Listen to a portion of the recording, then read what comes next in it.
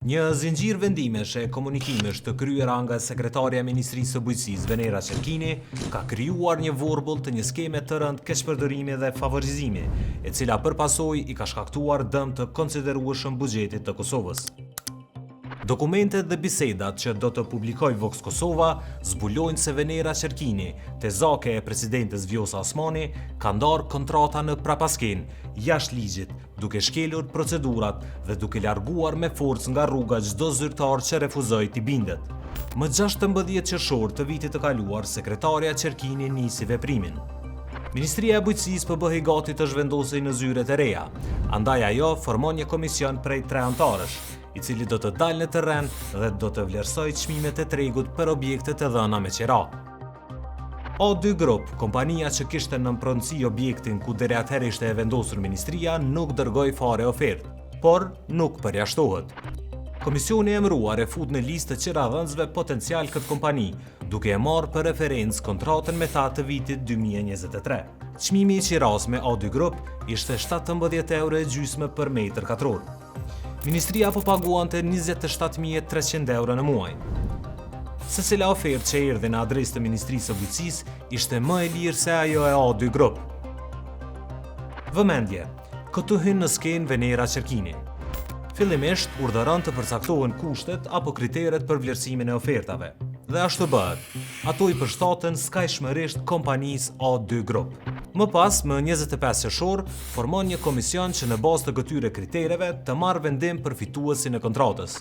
Në ndyshimin për parregullsi, ky komision refuzon ta kryej punën. Brenda ditës, Venera Qerkini, në urgjencën t'ia mundsoj kontratën kompanisë O2 Group, formon edhe 2 komisione të tjera, që të dyja sërish refuzojnë ta kryejnë vlerësimin, duke e ditur paligjshmërinë e procesit.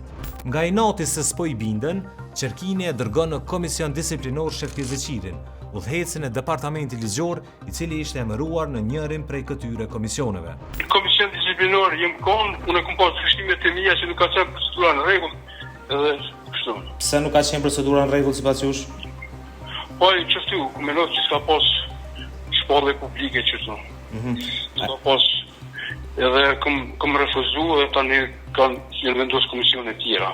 Dhe përfundimisht, më 27 qershor, nga një komision vlerësues i përbërë prej zyrtarëve Balele Strani, Leotrin Prokshi dhe Rezehane Abazi, fituese zgjedhet kompania O2 SHPK. Injorohen tërësisht kompanitë më të lira, por asgjë e rastësishme këtu. Gjersa po zhvilloheshin negociatat për vazhdimin e kontratës me O2, zbulohet se Qerkini me këtë kompani ishte marrë vesh qysh para 7 muajsh. Më 29 korrik, ora 8:42, Nusret Sahiti O2-shit i shkruan i nervozuar Qerkinit. Vazhdimi e kësaj kontrate u stërzgjat. Ne kemi konfirmimin e 7 muajve më herët se ju do të qëndroni në objekt edhe për një vit.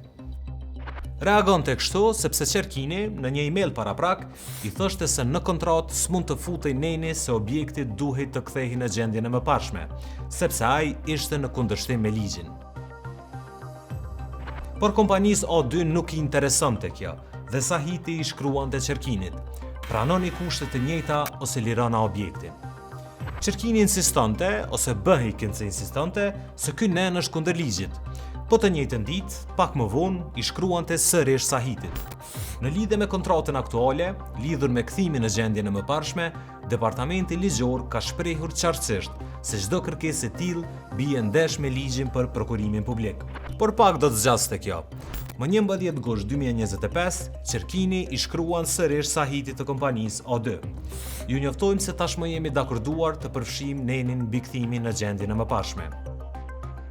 Pra pajtohet ta shkel me të dy duart ligjin dhe ta nënshkruaj një kontratë të re me O2, ku përveç tjerash, pajtohet të paguaj edhe kosto shtesë si 500 euro në muaj për gjenerator, 200 në muaj për ascensor e pagesë shtesë për arkiv, me sipërfaqe prej 200 metra katror.